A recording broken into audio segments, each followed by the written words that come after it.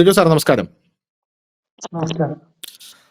പാകിസ്ഥാനിൽ നിന്ന് ഇപ്പോൾ പല തരത്തിലുള്ള റിപ്പോർട്ടുകൾ പുറത്തു വരുന്നുണ്ട്. ഇന്ത്യയുടെ അതേ ഈച്ച കോപ്പിയാണ് പാകിസ്ഥാൻ നടത്തിക്കൊണ്ടിരിക്കുന്നത്. ഇപ്പൊ ഇന്ത്യ നമ്മുടെ MP-മാരെ പാകിസ്ഥാന്റെ ഈ അട്രോസിറ്റീസ് ബോധ്യപ്പെടുത്താനായിട്ട് പല രാജ്യങ്ങളിലേക്ക് അയക്കുമ്പോൾ പാകിസ്ഥാനും അതുപോലെ അയക്കാൻ പോകുന്നുള്ള റിപ്പോർട്ട് പുറത്തു വരുന്നുണ്ട്. അതിന്റെ പിന്നാലെ ഇന്ത്യ എത്ര ശ്രമിച്ചിട്ടും ഡൊണാൾഡ് ട്രംപ് പാകിസ്ഥാൻ IMF വഴി 10,000 കോടി രൂപ കൊടുത്തല്ലോ, വായ്പയായിട്ട് കൊടുത്തല്ലോ. അപ്പൊ പാകിസ്ഥാൻ അത് വെച്ച് ചെയ്ത കാര്യങ്ങൾ എന്നൊക്കെ പറഞ്ഞാൽ IMF പോലും നാണം കെട്ടുപോയി. യഥാർത്ഥത്തിൽ ഇന്ത്യയുടെ പ്ലാൻ ഇതാണോ എന്നുള്ളത് എനിക്കൊരു ചോദ്യമുണ്ട് കേട്ടോ. അതായത് ഈ IMF വലിയ കാര്യത്തിൽ പാകിസ്ഥാന് ചാടി ഓടിച്ചാടി ഇത് കൊടുത്തു. ഇവരെന്താ ചെയ്തതെന്ന് അറിയാമോ? ഈ 10,000 കോടി കിട്ടിയതിന് പിന്നാലെ ഇവർ മരിച്ച ഓരോ ഭീകരനും ഓരോ കോടി രൂപ.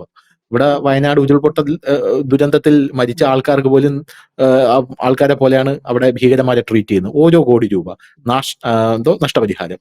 അതിൽ മസൂദ് അസറിന്റെ കുടുംബം, അവന്റെ അമ്മയും പെങ്ങളും അനന്തരവന്റെ ഭാര്യയും എല്ലാത്തിനെയും നമ്മൾ തുടച്ചു നീക്കി. അതുകൊണ്ട് ഇത്തിരി നാശനഷ്ടം കൂടുതൽ നേരിട്ടതിന്റെ പേരിൽ ആ സാധു ജീവിക്ക് ഒരു 14 കോടി രൂപ നഷ്ടപരിഹാരം കൊടുക്കാനായിട്ട് പാകിസ്ഥാൻ തീരുമാനിച്ചിരിക്കുന്നത്. എല്ലാം ഈ തെണ്ടികൾ ഈ IMF നിന്നാണ് എടുത്ത് കൊടുക്കുന്നതെന്ന് ആലോചിച്ച് നോക്കണം. ഇന്ത്യ ഇത് കൃത്യമായിട്ട് ലോകരാജ്യങ്ങൾക്ക് മുമ്പിൽ തുറന്നു കാട്ടി. ഈ IMFന്റെ ഈ ചെയ്ത്ത് IMF നാണം കെട്ട് നാറിപ്പോയി എന്നുള്ളതാണ് നമുക്ക് മനസ്സിലാക്കാൻ പറ്റുന്ന ഒരു കാര്യം എന്ന് പറയുന്നത്. ഈ IMF ഇപ്പോ പാകിസ്ഥാന്റെ മേൽ അതുകൊണ്ട് തന്നെ 11 പുതിയ കണ്ടീഷൻസ് ഇമ്പോസ് ചെയ്തിട്ടുണ്ട്. എത്രത്തോളം ജെനുവിനിറ്റി ഉണ്ട് എന്നുള്ളതാണ് എന്റെ ചോദ്യം. ആ കണ്ടീഷൻസ് എന്ന് പറഞ്ഞാല് നാഷണൽ മീഡിയാസ് അത് റിപ്പോർട്ട് ചെയ്യുന്നത് IMF സ്റ്റൺസ് പാകിസ്ഥാൻ എന്നാണ്. IMF സ്റ്റൺസ് പാകിസ്ഥാനെ അങ്ങ് വിറപ്പിച്ചു കളഞ്ഞു IMF എന്ന് പറഞ്ഞുകൊണ്ടാണ്. പാകിസ്ഥാന്റെ കാൽ കീഴിൽ കിടക്കുന്ന എന്താ പറയാ ലോകബാങ്ക് എന്നാണ് നമ്മൾ ഇന്ത്യക്കാർ പറയുന്നത്.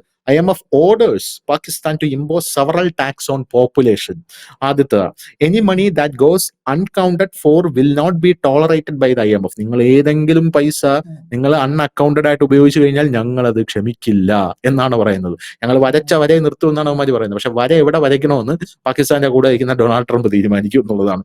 Parliamentary sanction has been sought by the IMF. IMF also orders Pakistan to implement higher debt servicing surcharges on electricity bills. IMF also expresses concern about the potential impact of rising India-Pakistan tensions on program success. അത് സ്വാഭാവികമായിട്ടും അവര് അറിയാലോ നടുക്കം രേഖപ്പെടുത്തും. ഇന്ത്യയിൽ ഒരു ഭീകരാക്രമണം നടന്ന ഉടനെ IMF നടുക്കം രേഖപ്പെടുത്തും. എന്നിട്ട് പറയും പാകിസ്ഥാൻ നമ്മൾ 10,000 കോടി രൂപ കൊടുക്കുകയാണെന്ന് പറയും. എന്താണ് ഈ IMFന്റെ ജെനുവിനിറ്റി? ഇവന്മാരെ നമുക്ക് പിടിച്ചു കെട്ടാൻ ഒരു മാർഗമില്ലേ? എന്താ തോന്നുന്നു? ഈ IMFനൊന്നും ഒരു ജെനുവിനിറ്റി ഇല്ല. അത് എന്ന് പറഞ്ഞു കഴിഞ്ഞാൽ ഗ്ലോബൽ ഡിക്റ്റേറ്റിന്റെ ഒരു ടൂളാണ് IMF. ബാക്കി കുറെ കടലാസ് സംഘടനകളുണ്ട്, UN എന്നൊക്കെ പറഞ്ഞിട്ട് ഉണ്ടല്ലോ. അവർക്ക് എന്ത് ഇന്നത്തെ കാലത്ത് എന്താ ചെയ്യുന്നത്? അതായത് കോവിഡ് വന്ന സമയത്ത് ഇന്ത്യ വാക്സിൻ കൊടുത്തിട്ട് വരെയും ആ സമയത്ത് വരെ UN ഒന്നും ലോകത്ത് കാര്യമായിട്ട് വാക്സിനേഷൻ പ്രോഗ്രാം എത്തിക്കാനൊന്നും പറ്റിയിട്ടൊന്നുമില്ല. അത് ആ സമയത്ത് UN എന്ന് പറഞ്ഞു കഴിഞ്ഞാൽ ഇന്ത്യ ആയിരുന്നു സാധാരണ പാവപ്പെട്ട രാജ്യങ്ങൾക്ക്, അതായത് ലോകത്തെ ഏറ്റവും വലിയ. അപ്പൊ ആ ഒരു രീതിയിലുള്ള, അതായത് ഗ്ലോബൽ ആയിട്ടുള്ള ഈ ഗ്ലോബലിസ്റ്റുകളുടെ അജണ്ടാസ് പുഷ് ചെയ്യാൻ നടക്കുന്ന, അല്ലെങ്കിൽ യൂറോപ്പിലോട്ട് അഭയാർത്ഥികളെ തള്ളിക്കയറ്റാൻ നടക്കുന്ന, അല്ലെങ്കിൽ ഇതുപോലത്തെ തീവ്രവാദ പ്രോത്സാഹിപ്പിക്കുന്ന രാജ്യങ്ങൾക്ക് കവർ പിടിക്കാൻ നടക്കുന്ന ഒരു സംഘടനയാണ് ഈ IMF ആണെങ്കിലും ഈ പറയുന്ന UN ആണെങ്കിലും, അല്ലെ ഇതിന്റെ കൂട്ടത്തിലുള്ള പീസ് കീപ്പിംഗ് ഫോഴ്സിലൊക്കെ. അത് ശരിക്കും ആലോചിച്ച് നോക്കും. ഈ UN പീസ് കീപ്പിംഗ് ഫോഴ്സിൽ ഏറ്റവും കൂടുതൽ പട്ടാളക്കാരെ സംഭാവന ചെയ്തിട്ടുള്ള നമ്മുടെ രാജ്യമാണ്. എന്നിട്ടും യുവമാര് നമ്മളോട് എടുക്കുന്ന ആറ്റിറ്റ്യൂഡ് എന്നൊക്കെ പറഞ്ഞു കഴിഞ്ഞാല് ശരിക്കും പറഞ്ഞാൽ അവിടെ ഈ പീസ് കീപ്പിങ്ങിനൊക്കെ എന്തിനാണ് യുവമാരുടെ രാജ്യങ്ങളിലോട്ടൊക്കെ നമ്മൾ ഈ പറയുന്ന കടലാസ് സംഘടനകൾക്ക് വേണ്ടി പട്ടാളക്കാരെ എടുക്കുന്നതെന്ന് തന്നെ ഞാൻ പലപ്പോഴും ചിന്തിച്ചു പോയിട്ടുണ്ട്. അപ്പൊ ഇതൊന്നും ട്രസ്റ്റ് വർത്തി ആയിട്ടുള്ള ആൾക്കാരല്ല. അതായത് ഈ സായിപ്പന്മാരുടെ ഒരു തനി ഗുണമുണ്ടല്ലോ, അത് ഇവന്മാരെ ഏതായാലും കാണിക്കും. പിന്നെ നിലവിൽ നമുക്കൊരു ഐ ഓപ്പണർ ആയിരുന്നു. കാരണം എന്താന്ന് വെച്ച് കഴിഞ്ഞാൽ ഇപ്പൊ എന്നോട് ചോദിക്കുവാണ് നിലവിൽ നമുക്ക് വിശ്വസിക്കാൻ പറ്റുന്ന കുറച്ച് രാജ്യങ്ങൾ ഏതാണെന്ന് ചോദിച്ചാൽ, അപ്പൊ ഞാൻ പറയും റഷ്യ, സെക്കൻഡ് പറഞ്ഞു കഴിഞ്ഞാൽ ഒരു പരിധിവരെ ഇസ്രായേല്, പിന്നെ ഭൂട്ടാൻ പോലെയുള്ള ഈ 2-3 രാജ്യങ്ങളെ നമുക്ക് ട്രസ്റ്റ് ചെയ്യാൻ പറ്റുള്ളൂ. അതും ഒരു പരിധി വരെ മാത്രം, ഒരു 50 to 60% നമുക്ക് ട്രസ്റ്റ് ചെയ്യാം. ബാക്കി ഈ പറയുന്ന അമേരിക്ക പോലുള്ള രാജ്യങ്ങളൊക്കെ ആണെങ്കിലും ആ നിലവിലെ സാഹചര്യത്തിനനുസരിച്ച് നമ്മുടെ കൂടെ നിൽക്കുന്നു എന്നേ ഉള്ളൂ. പക്ഷെ ഇതിൽ തന്നെ നമ്മൾ കാണേണ്ട ഒരു കാര്യം എന്ന് പറഞ്ഞു കഴിഞ്ഞാൽ പാകിസ്ഥാനെ അവര് ബെയിൽ ഔട്ട് ചെയ്യാൻ വേണ്ടി തന്നെയാണ് ഈ പൈസ കൊടുത്തിരിക്കുന്നത്. പാകിസ്ഥാൻ ഈ പൈസ മൊത്തം ഉപയോഗിക്കാൻ പോകുന്ന അവരുടെ മിലിറ്ററി ഇത് നവീകരിക്കാനാണ്, ഉറപ്പാണ്. കാരണം വെച്ചാൽ അവര് എന്ത് ചെയ്യുന്ന പറഞ്ഞാൽ ഒരു 100 കോടി രൂപ തീവ്രവാദികൾക്ക് കൊടുക്കും, ഒരു 10-100 കോടി രൂപ ഉപയോഗിച്ചിട്ട് അവരെ എയർ എയർഫീൽഡുകളെല്ലാം ക്ലിയർ ചെയ്തെടുക്കും. അത് പക്ഷെ ഇവർ വിചാരിക്കുന്ന പോലെ അത്ര എളുപ്പം നടക്കൂല. അനദർ എങ്ങനെ ഒരു 3-4 വർഷം പിടിക്കും ഒന്ന് എല്ലാം ഒന്ന് റെഡിയാക്കി എടുക്കാൻ. എത്ര പണം പാകിസ്ഥാൻ പുതിയ മുടക്കിയാൽ പോലും ടെൻഡർ ഒരു വിളിച്ചിട്ടുണ്ട്. പാകിസ്ഥാൻ 5 ടെൻഡറുകളാണ് വിളിച്ചിട്ടുള്ളത്. അതായത് അവരുടെ തകർന്ന് തരിപ്പണമായിട്ടുള്ള എയർ ബേസ് ഒക്കെ നന്നാക്കി തരാനായിട്ട് 5 ടെൻഡറുകൾ പാകിസ്ഥാൻ ഇതിലിടയ്ക്ക് വിളിച്ചത് എന്നുള്ള പുതിയ റിപ്പോർട്ടുകളുണ്ട്. എന്നിട്ട് പോലും ഇവിടെയുള്ള ആൾക്കാർ പറയുന്നത് പാകിസ്ഥാനിലെ എയർ ബേസസ് ഇന്ത്യ തകർത്തിട്ടില്ല, ഇന്ത്യയുടെ വിമാനമാണ് തകർന്നു വന്നത്. എത്ര വിമാനം തകർന്നു എന്ന് നമുക്ക് അറിയണമെന്നാണ് പറയുന്നത്. അതായത് പാകിസ്ഥാൻ ടെൻഡർ വിളിച്ചു. പാകിസ്ഥാന്റെ രാത്രി 2 മണിക്ക് ഉറങ്ങിക്കിടന്നപ്പോ എന്നെ അസീം മുനീർ വിളിച്ച് പറയുന്നു, നമ്മുടെ വിമാനത്താവളം പോയി കേട്ടോ. ഏതാ? നൂർഖാൻ വിമാനത്താവളം. എങ്ങനെ പോയി? ഇന്ത്യ അടിച്ചു കളഞ്ഞു എന്ന് പറഞ്ഞു. അപ്പോഴാണ് ഞാൻ ചാടി എണീച്ചതെന്ന് അസീം മുനീർ പറയുന്നു. ഇവർക്ക് ഇതിലൊന്നും എന്താ പറയുക, പാകിസ്ഥാൻ ഇങ്ങനെയുള്ള കാര്യങ്ങളൊക്കെ പറയുമ്പോൾ നമ്മൾ ഇവിടെ നിന്ന് കണ്ടോ, അവിടെ നിന്ന് റിപ്പോർട്ടുകൾ ഉണ്ടെന്ന് പറയുമ്പോഴൊന്നും ഇവർ വിശ്വസിക്കില്ല. ഇന്ത്യൻ ആർമി അത് അടിച്ചു കളഞ്ഞു എന്ന് പറഞ്ഞാൽ അവർക്ക് വിശ്വാസമില്ല. അതേസമയം പാകിസ്ഥാൻ എന്താണ് ഒന്ന് സ്ട്രെസ് ചെയ്ത് പറഞ്ഞാൽ അവർ വിശ്വസിക്കും. ഉദാഹരണത്തിന് പുൽവാമ അറ്റാക്ക് നരേന്ദ്രമോദി ഇലക്ഷൻ ജയിക്കാനായി നടത്തിയതാണ്. ഈ ഇടയ്ക്ക് പാകിസ്ഥാൻ പറഞ്ഞു പുൽവാമ അറ്റാക്ക് നമ്മുടെ സ്ട്രാറ്റജിക് ആയിട്ടുള്ള ഒരു യുദ്ധതന്ത്രമായിരുന്നു എന്ന് പറഞ്ഞു. എങ്കിൽ പിന്നെ ഞങ്ങൾ വിശ്വസിക്കാം. പാകിസ്ഥാൻ പറഞ്ഞല്ലോ, പാകിസ്ഥാൻ പറഞ്ഞാൽ അത് ശരിയായിരിക്കും എന്നുള്ളതാണ് ഇവരുടെ ഒരു ആറ്റിറ്റ്യൂഡ് എന്ന് പറയുന്നത്. അതായത് ഈ IMF ഒക്കെ പണം കൊടുക്കുന്നതുകൊണ്ടാണ് ഇവര് വീണ്ടും ഇതൊക്കെ നന്നാക്കി എടുക്കാൻ നിൽക്കുന്നത്. അതായത് നമ്മളിപ്പോ ചെയ്യാൻ പോകുന്നത് വെച്ചാല് വളരെ ക്ലിയർ ആയിട്ട് ഇപ്പം നിങ്ങൾ വാർത്തകൾ കണ്ടാണ്. സിന്ധു ദേശം, അതേപോലെ ബലൂചിസ്ഥാൻ, അതേപോലെ തന്നെ പഞ്ചാബ് പ്രവിശ്യയില് ഉള്ള പ്രശ്നങ്ങള്, അതേപോലെ ഇപ്പൊ പാക് ഓക്യുപ്പൈഡ് കാശ്മീരിലെ ജനങ്ങൾ സമരം നടത്തുന്ന എല്ലാം വരുന്നുണ്ട്. അപ്പം ഇങ്ങനത്തെ കാര്യങ്ങളിലോട്ട് ഇവർക്ക് പോകാനും ആ രാജ്യത്തെ ഡീസ്റ്റബിലൈസ് ചെയ്ത് കളയാനാണ് നമ്മൾ നോക്കുക. അമേരിക്ക പോലെയുള്ള രാജ്യങ്ങൾ പാകിസ്ഥാനെ അവിടെ നിലനിർത്തി നമുക്കൊരു ഹെഡേക്ക് ആകാൻ വേണ്ടി നോക്കുകയാണ്. അതേപോലെ തന്നെ ബംഗ്ലാദേശിലോട്ടൊക്കെ അമേരിക്ക അവരുടെ പുതിയ മിലിറ്ററിയുടെ കുറച്ച് ആൾക്കാരെയൊക്കെ വിട്ടിട്ടുണ്ട്. ഇന്നലെ ആണെങ്കിൽ ട്രംപ് പഴയ ലഷ്കർ തൊയ്ബയുടെയും ഹമാസിന്റെ ഒക്കെ സപ്പോർട്ടേഴ്സിനെ പിടിച്ചിട്ട് പുള്ളിയുടെ അഡ്വൈസറി ബോർഡിലൊക്കെ ഇട്ടിട്ടുണ്ട്. ഇത് ഇവരുടെ പരിപാടി എന്ന് പറഞ്ഞു കഴിഞ്ഞാല് ഇതിപ്പോ എന്നാ പറയും, ഈ അമേരിക്കക്കാരുടെ ജീനിലുള്ള ഒരു ചില അസുഖങ്ങളുണ്ട്. അതായത് അതും അസുഖം എന്ന് പറഞ്ഞു കഴിഞ്ഞാൽ അവര് ട്രസ്റ്റ് വർത്തി അല്ല എന്നുള്ളതാണ് ബേസിക്കലി. അതായത് ഇപ്പൊ നമ്മൾ പറഞ്ഞു ജോ ബൈഡൻ പോയിട്ട് ട്രംപ് വന്നു കഴിയുമ്പോൾ കുറെയൊക്കെ വ്യത്യാസം വരും. ചെറിയൊരു വ്യത്യാസം ഉണ്ടില്ലെന്നൊന്നും ഞാൻ പറയുന്നില്ല. പക്ഷെ അവരുടെ ഒരു നാഷണൽ അജണ്ടാസ് എന്ന് പറഞ്ഞു കഴിഞ്ഞാൽ ലോകത്തുള്ള മറ്റു രാജ്യങ്ങളെ ചിരട്ടയടിപ്പിക്കുക, അവരുടെ സ്വത്ത് അടിച്ചു മാറ്റുക, ആ ഒരു ലൈനിലാണ് പണ്ട് കണ്ടേ ഇത് നടന്നുകൊണ്ടിരുന്നത്. അപ്പൊ ഇപ്പൊ നിങ്ങൾക്ക് തന്നെ അറിയാം, ഈ സെക്കൻഡ് വേൾഡ് വാറിലൊക്കെ അമേരിക്ക ഒക്കെ ജർമ്മനിക്കൊക്കെ തുടക്ക സ്റ്റേജിലൊക്കെ ആയുധങ്ങൾ കൊടുത്തു. അപ്പോ അവര് ആ ഒരു സ്ട്രാറ്റജിയാണ് അവർക്ക്. ഈ ഒരു പരസ്പരം ട്രസ്റ്റ് ഇട്ടിട്ടുള്ള ഒരു വിശ്വാസം, ഒരു റിലേഷൻഷിപ്പ് ബിൽഡ് ചെയ്യാനൊന്നും അമേരിക്കക്ക് പറ്റൂല. അമേരിക്കനെ സംബന്ധിച്ച് ഒരു കച്ചവടക്കാരനാണ്. പക്ഷെ റഷ്യ എന്ന് പറഞ്ഞു കഴിഞ്ഞാൽ നമുക്ക് റഷ്യ ആയിട്ടൊരു റിലേഷൻഷിപ്പ് ഉണ്ട്. ഇപ്പം ഒരു ഒരു വ്യക്തിയായിട്ടുള്ള ഒരു സാമ്പത്തിക ക്രയവിക്രയത്തിന്റെ പേരിൽ ഉണ്ടാകുന്ന ബന്ധവും ഒരു വ്യക്തിയായിട്ടുള്ള പേഴ്സണൽ ആയിട്ടുള്ള അല്ല പേഴ്സണൽ ഒരു രാജ്യമായിട്ടുണ്ടാകുന്ന ഒരു ട്രസ്റ്റും ഈ അമേരിക്കയുടെ കാര്യത്തിൽ പലർക്കും വെച്ചു പുലർത്താൻ പറ്റാത്തതും ഇത്തരത്തിലുള്ള നടപടികളും ഉണ്ടാകും. പക്ഷെ ആ രാജ്യത്തിന്റെ ഒരു തുടക്ക സ്റ്റേജിലുള്ള അല്ലെ പഴയ രീതിയിലുള്ള ആറ്റിറ്റ്യൂഡ് വെച്ചിട്ട് അതിന് മുന്നോട്ട് പോകാൻ പറ്റൂല എന്നൊരു പരിധിവരെ അവർ മനസ്സിലാക്കി വരുന്നുണ്ട്. എന്നുള്ളതുകൊണ്ടൊരു മാറ്റം ഉണ്ടാവും എന്നുള്ള ഒരു പ്രതീക്ഷ നമുക്ക് വെക്കാമെന്നല്ലാതെ ഈ നമുക്ക് ഒരിക്കലും ഈ IMF-നെയോ അല്ലെങ്കിൽ ഈ പറയുന്ന വേൾഡ് ബാങ്കിനെയോ അല്ലെങ്കിൽ ഇതുപോലത്തെ സംഘടനകളെയോ ഈ നിലവിലെ ലോക സംഘടനകളെയോ ഒന്നും നമുക്ക് അത്രമാത്രം ട്രസ്റ്റ് ചെയ്യാനൊന്നും പറ്റുന്നതല്ല. ഇതെന്ന് പറഞ്ഞു കഴിഞ്ഞാല് ചൈനക്കാരന്റെയും അമേരിക്കക്കാരന്റെയും ഈ UK-കാരന്റെയും ഒക്കെ പെട്ടിക്കടകളാണ്. ആ പെട്ടിക്കടയിൽ അവന്മാര് അവരുടെ സൗകര്യം പോലെ പലതുമൊക്കെ ചെയ്യും. പക്ഷെ നമ്മൾ നമ്മുടെ ടേംസ് ആൻഡ് കണ്ടീഷൻസിൽ നമ്മൾ മുന്നോട്ട് പോകുമ്പോൾ സ്വാഭാവികമായിട്ടും ഇവരുടെ പഴയ പോലെയല്ല എന്ന് പറഞ്ഞു കഴിഞ്ഞാൽ ഡബിൾ ഗെയിം കളിച്ചു കഴിഞ്ഞാൽ വളരെ വിസിബിൾ ആണ്.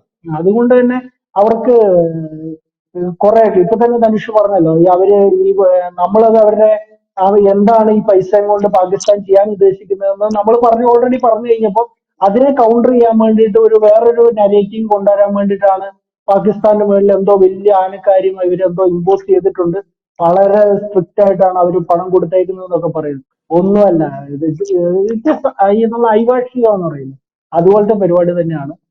ട്രസ്റ്റ് വർത്തി ആയിട്ടുള്ള ഒരു സംഘടനയല്ല ഈ പറയുന്ന IMF അല്ലെങ്കിൽ ഈ പറയുന്ന UN പോലും. എന്തിന് പാകിസ്ഥാൻ എന്ന് പറഞ്ഞ രാജ്യത്തെ കുറിച്ച് ട്രസ്റ്റ് എന്താണെന്ന് വരെ അവർക്കറിയില്ല. അവരെ വിശ്വസിച്ച് ഒന്നും ചെയ്യാൻ പറ്റാത്ത അവസ്ഥയാണ്. അതായത് നമ്മൾ പലരും പാകിസ്ഥാൻകാരെ കളിയാക്കൂലേ, പാകിസ്ഥാൻകാരെ കളിയാക്കുമ്പോൾ എല്ലാരും പറയും എന്താ, പാകിസ്ഥാൻകാർ കണ്ടില്ലേ അവിടെ വിജയം ആഘോഷിക്കുന്നു, ഷാഹിദ് അഫ്രീദി ആണ്ടത് റാലി നടത്തുന്നു, വിജയ റാലി നടത്തുന്നു. പക്ഷെ അവരുടെ സൈക്കോളജി എന്താണെന്നറിയോ? അതായത് ഇങ്ങനെ ഒരാൾ പറയുന്നത് കേട്ടപ്പോഴാണ് എനിക്കത് മനസ്സിലായത്. അവര് ജീവിച്ചിരിപ്പുണ്ട്, യുദ്ധം കഴിഞ്ഞു, അവര് ജീവിച്ചിരിപ്പുണ്ട്. അവര് യുദ്ധത്തിൽ തോറ്റു, പക്ഷെ അടുത്ത തവണ നമ്മൾ അടിക്കുമ്പോൾ മാർക്കിട്ട് കൊടുക്കും. ഏഹ് അത് നമ്മള് ഭാരതീയരുടെ പ്രശ്നം എന്താന്ന് വെച്ച് കഴിഞ്ഞാൽ, നമ്മൾ ഈ നിങ്ങൾ കണ്ടിട്ടുണ്ടോ പൃഥ്വിരാജ് ചൗഹാൻ മറ്റേ അവിടുന്ന് അഫ്ഗാനിൽ നിന്നൊക്കെ വന്നവന്മാരെ 14ഉം അതെ 15ഉം തവണ വിട്ടിട്ട് 17ാമത്തെ തവണയൊക്കെ ആയിട്ടാണ് ഈ തിരിച്ചു വന്നിട്ട് അടിക്കുക. അവർക്ക് ഒരു യുദ്ധം തോക്കുന്നാലും അവർക്ക് പ്രശ്നമല്ല. അവരുടെ ജീവൻ ബാക്കിയായി കഴിഞ്ഞാൽ ഇമാരി രണ്ടാമത്തെ യുദ്ധത്തിന് വരും, അതും തോറ്റു കഴിഞ്ഞാൽ കാലു പിടിച്ചിട്ട് മൂന്നാമത്തെ യുദ്ധത്തിന് വരും. ഏഹ് അപ്പൊ അതാണ് അവരുടെ ഒരു അത് നമ്മളൊരു അതിന് പിന്നിലൊരു എന്താ പറയാ യുദ്ധശൈലിയുണ്ട്. അതായത് അത് നൂറ്റാണ്ടുകളായിട്ട് ഇവർ പുലർത്തി വരുന്ന ഒരു യുദ്ധശൈലിയാണ്. അതായത് നമ്മൾ തോറ്റു, കുഴപ്പമില്ല, നമ്മൾ കയ്യെക്കാലെ പിടിച്ച് ഊരുന്നു, ഊരി കഴിഞ്ഞിട്ട് ഞാൻ എനിക്ക് ശക്തി സംഭരിക്കുന്നു, ഓരോ 6 വർഷം അല്ല 5 വർഷം കഴിയുമ്പോൾ ഞാൻ ഒന്നുകൂടെ ട്രൈ ചെയ്യും, ചിലപ്പോൾ വീഴും, വീണ് കഴിഞ്ഞാൽ അവനെ ഞാൻ തീർക്കും, വീണില്ലെങ്കിൽ വീണ്ടും ഞാൻ കാല് പിടിക്കും. ഏഹ് അതാണ് ഇവരുടെ ഒരു ശൈലി, അതായത് പാകിസ്ഥാന്റെ. അതുകൊണ്ട് ഇങ്ങനെയുള്ളവന്മാരെ കിട്ടിക്കഴിഞ്ഞാല് എന്റെ ഒരു അഭിപ്രായം എന്ന് പറഞ്ഞു കഴിഞ്ഞാല് ഒരു പരിധി കൂടുതലൊന്നും നമ്മൾ ഈ ഗാന്ധിസം ഒന്നും വെച്ചുകൊണ്ട് നിന്നിട്ട് ഒരു കാര്യമൊന്നുമില്ല. പിന്നെ സ്പോട്ടിൽ ഇന്ത്യക്കാർക്ക് തട്ടണം. ഈ അതെ, ഇന്ത്യക്കാരെ സംബന്ധിച്ചുള്ള പ്രശ്നം എന്താണെന്ന് വെച്ച് കഴിഞ്ഞാൽ ഇതുങ്ങൾക്ക് ഈ സദ്ഗുണ വൈകൃതം കൂടുതലാണ്. ഏഹ് ഉം. ഇപ്പൊ ധനുഷ് ഒരു വാർത്ത വായിച്ചു, എന്തിനു ആ വാർത്ത ചിലപ്പോൾ നമ്മുടെ രാജ്യത്തിന്റെ ഒരു കാര്യമായതുകൊണ്ട് ധനുഷ് ഒരു ഇച്ചിരി ഒരു ആലങ്കാരികതയൊക്കെ ഇട്ട് ഒന്ന് പൊലിപ്പിച്ച് പറയും. ഉം. അത്രയ്ക്കൊന്നും പൊലിപ്പിക്കാൻ നിൽക്കണ്ട എന്നുള്ള, പാകിസ്ഥാൻ അങ്ങനെ നമ്മൾ ചെയ്തിട്ടില്ലല്ലോ, കൃത്യം അങ്ങനെയല്ലല്ലോ, ആ പോയിന്റ് അതെ. നമ്മുടെ മീറ്റർ ശരിയല്ലല്ലോ, ഏഹ് നിങ്ങൾ 1 മീറ്റർ പ്രിസിഷനിൽ അടിക്കൂ എന്ന് പറഞ്ഞിട്ട് ദേ കണ്ടില്ല 1.5 മീറ്റർ ആയി പോയില്ലേ എന്നൊക്കെ ചോദിക്കുന്ന ഒരു തരം എന്താ പറയാ ഒരു എപ്പോഴും ഉണ്ടല്ലോ ഈ സദ്ഗുണം. ആണ് നമ്മൾ ഇന്ത്യക്കാർ സദ്ഗുണം വേണ്ടെന്നൊന്നല്ല, അതൊരു അതുപോലെ വൈകൃത സദ്ഗുണം ഒരു കൂടിപ്പോയ അവസ്ഥ. ഒരാളുടെ സ്റ്റേറ്റ്മെന്റ് ഇപ്പൊ വലിയ വിവാദത്തിലായിട്ടുണ്ട്. രാമായണം അതായത് കേൾക്കാതെയായി ആ എന്ന് പറയുന്ന വരികൾ ഞാൻ വാത്സല്യം സിനിമയിൽ എഴുതിയപ്പോ, അത് ആക്ച്വലി അന്ന് ബാബറി മസ്ജിദ് പൊളിച്ച ദിവസമായിരുന്നു. അതെന്റെ മനസ്സിനെ വല്ലാതെ പിടിച്ച് കുലുക്കി. അതുകൊണ്ടാണ് പെട്ടെന്ന് ആ വരികൾ എനിക്ക് വന്നത്. അപ്പൊ സുഡാപ്പികൾ ആഘോഷിക്കുകയാണ്. അത് സംഘികൾ യഥാർത്ഥത്തിൽ കൈതപ്രം ദാമോദരൻ നമ്പൂതിരിയെ അധിക്ഷേപിക്കുന്നുണ്ട്. പക്ഷെ ഞാൻ അതിനെ കാണുന്നത് എങ്ങനെ അറിയോ? യഥാർത്ഥത്തിൽ അദ്ദേഹത്തെ അധിക്ഷേപിക്കേണ്ട കാര്യമൊന്നുമില്ല. അതൊരു ഹിന്ദു എന്ന് ഒന്ന് പറയുന്ന ഒരു സംസ്കാരം എന്താണ് സ്വീകരിച്ച് ആ സംസ്കാരത്തിൽ മുന്നോട്ട് പോകുന്ന ആളുടെ ഒരു ക്വാളിറ്റിയാണത്. അതായത് നമുക്ക് ശത്രുക്കളുടെ വേദനയിൽ പോലും ദുഃഖമാണ് എന്നുള്ളതാണ്. ഈ പൃഥ്വിരാജ് ചൗഹാന്റെ കാര്യം പറഞ്ഞതുപോലെ, പൃഥ്വിരാജ് ചൗഹാൻ അഫ്ഗാനിസ്ഥാനിൽ നിന്നൊക്കെ ആൾക്കാർ വന്നപ്പോൾ ഒരു വട്ടം പൃഥ്വിരാജ് ചൗഹാൻ അവനെ തല വെട്ടാനായിട്ട് കിട്ടി. പൃഥ്വിരാജ് ചൗഹാൻ അവനെ കാല് പിടിച്ചപ്പോ അയ്യോ പാവം പൊക്കോട്ടെ എന്നുള്ള രീതിയിലാണ്. അപ്പോ ഈ നമ്മൾ ഈ രാമായണം കേൾക്കാതെയായി എന്ന് എഴുതുമ്പോൾ യഥാർത്ഥത്തിൽ അവിടെ ഒരു ബാബറി മസ്ജിദ് അവിടെ ഉയർന്നു. പക്ഷെ അതിന് മുമ്പ് എത്രയോ നാളുകൾക്ക് മുമ്പ് അവിടെ ഒരു രാമക്ഷേത്രം തകർക്കപ്പെട്ട് അതിന്റെ ആർക്കിയോളജിക്കൽ എവിഡൻസ് നമ്മൾ കണ്ടെത്തി. അന്നത് ആരാണ് തകർത്തത്? ബാബറാണ് തകർത്തത്. എത്ര ആൾക്കാരൊന്ന് കൊല്ലപ്പെട്ടു, അതൊന്നും നമുക്കൊരു വേദനയല്ല, നമുക്ക് ശത്രുക്കളുടെ വേദനയാണ്. അതൊരു ക്വാളിറ്റി ആയിട്ടാണ് യഥാർത്ഥത്തിൽ ഞാൻ കാണുന്നത്. പക്ഷെ ശുദ്ധൻ ദുഷ്ടന്റെ ഗുണം ചെയ്യും എന്നാണ് പറയുന്നത്. അതാണ് ഇവിടുത്തെ പ്രശ്നമല്ലേ ബേസിക്കലി. അല്ല, അതൊരു ക്വാളിറ്റി ആയിട്ടൊന്നും ഞാൻ കരുതുന്നില്ല. അതൊരു വീക്ക്നെസ് ഓക്കെ. തന്നെയാണ്. അത് അത് വീക്ക്നെസ് എന്ന് മാത്രമല്ല, മണ്ടത്തരവും കൂടിയാണ്. പിന്നെ ഇത്രയും പ്രായമായ ഒരാളെ കുറിച്ച് പറയുമ്പോൾ നമ്മൾ പാലിക്കേണ്ട ഒരു മര്യാദയും കൊണ്ട് നമ്മൾ കൂടുതൽ അതിനെ കുറിച്ച് പറയുന്നില്ല എന്ന് മാത്രം. പിന്നെ ഇതിനെക്കുറിച്ച് എനിക്ക് എൻ്റെ ഒരു പേഴ്സണൽ ആയിട്ടുള്ള ഒരു അഭിപ്രായം ഞാൻ പറയാം. അതെന്താന്ന് വെച്ച് കഴിഞ്ഞാല് ഏഹ് നമുക്ക് ഒരു കാര്യത്തിൽ, അതായത് നമ്മുടെ സംസ്കാരത്തെ കുറിച്ചും നമ്മുടെ രാജ്യത്തെ കുറിച്ചും ഇതിന്റെ 5000 6000 7000 വർഷത്തുള്ള പാരമ്പര്യത്തെ കുറിച്ചും ഇതിന്റെ സാംസ്കാരിക ദേശീയതയെ കുറിച്ചും ഒക്കെ ഉള്ളൊരു അഭിമാനം ഉണ്ടെങ്കിൽ മാത്രമേ നമുക്ക് സെൽഫ് എസ്റ്റീം ഉണ്ടാവൂ. സെൽഫ് എസ്റ്റീം ഇല്ലെങ്കിൽ പിന്നെ വേറെ എന്തും ഉണ്ടായിട്ട് കാര്യമില്ല. നമുക്ക് ഓക്കെ. കവിത എഴുതാനോ ബുദ്ധി ഉണ്ടായിട്ടോ ആരോഗ്യം ഉണ്ടായിട്ടോ നമുക്ക് നമ്മുടെ ഒരു സംസ്കാരത്തെ കുറിച്ചും രാജ്യത്തെ കുറിച്ചും സെൽഫ് എസ്റ്റീം വേണം, പ്രൈഡ് വേണം. ഇത് രണ്ടും ഇല്ലാതെ ബാക്കി എന്തൊക്കെ കാര്യങ്ങൾ ഉണ്ടായാലും ഇതുപോലെ പലതും തോന്നും, പലതും എഴുതും.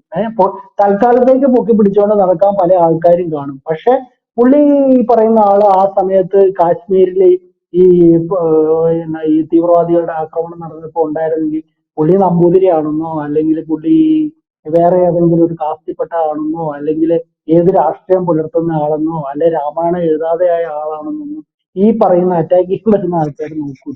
ഏഹ് അവര് whether you are A Hindu അല്ലെങ്കിൽ എക്സ് ഓർ വൈ റിലീജിയൻ എന്ന് ചോദിക്കും, അവര് പൂശിയിട്ട് പോകും.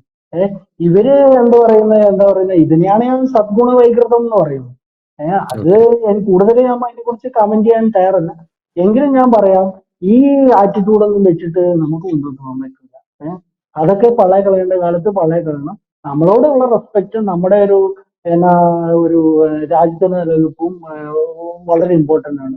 ഇങ്ങോട്ട് ബിഹേവ് ചെയ്യുന്നതനുസരിച്ചുള്ള റെസ്പെക്ട് ഒക്കെ എല്ലാവർക്കും തിരിച്ചു കൊടുക്കാം, അതിൽ തെറ്റൊന്നുമില്ല. അതായത് ഇപ്പൊ ശ്രീരാമനെ ബഹുമാനിക്കുന്ന ക്രിസ്ത്യാനിയോടും മുസ്ലിമിനോടും അതേ തരത്തിലുള്ള ബഹുമാനം ഒരു ഹിന്ദു കാണിക്കുന്നതിൽ ഒരു തെറ്റുമില്ല. തിരിച്ചും അങ്ങനെയൊക്കെ തന്നെ ആവാം. അപ്പോ ഇതൊരു ഗിവ് ആൻഡ് ടേക്ക് ആണ്. അല്ലാതെ ഹിന്ദുവിന്റെ മേലെ അല്ലെ ഹിന്ദു സംസ്കാരത്തിന് മേലെ ആ വിശ്വാസത്തിന് മേലെ ഞങ്ങൾ തലയ്ക്ക് മേളിൽ കയറും, അതിനുശേഷം ഞങ്ങൾ മൈനോറിറ്റികളായതൊന്നും മിണ്ടാൻ പാടില്ല എന്നൊക്കെ ആരെങ്കിലും ഒക്കെ വിശ്വസിക്കുന്നുണ്ടെങ്കിൽ അത് പള്ളിയിൽ പോയി പറഞ്ഞാൽ മതി എന്ന് പറയാനുള്ള ഒരു ബുദ്ധിയും ബോധവും ഒക്കെ ആൾക്കാർ കാണിച്ചാൽ അവർക്ക് കൊള്ളാം. പിന്നെ അവരായി അവരുടെ പാടായി. Very precise words. Thank you, sir. Thank you so much.